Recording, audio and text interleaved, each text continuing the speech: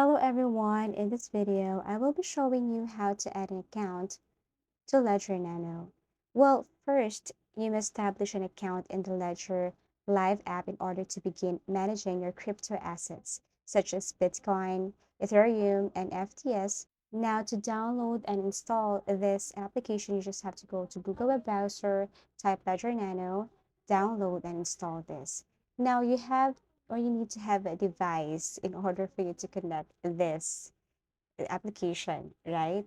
So for me, in my case, I don't have one, but I will just show you how to create, and I'm gonna teach you how to add an account even if I don't have my device here.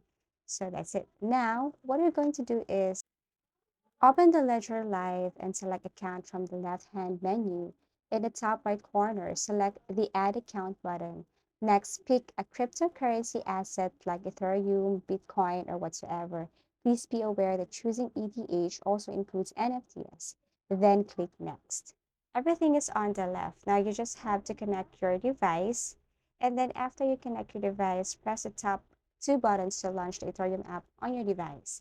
After the installation is complete, the synchronization of assets will now start. You can give your account a name once it's finished. When you're finished, click Add Account. As easy as that.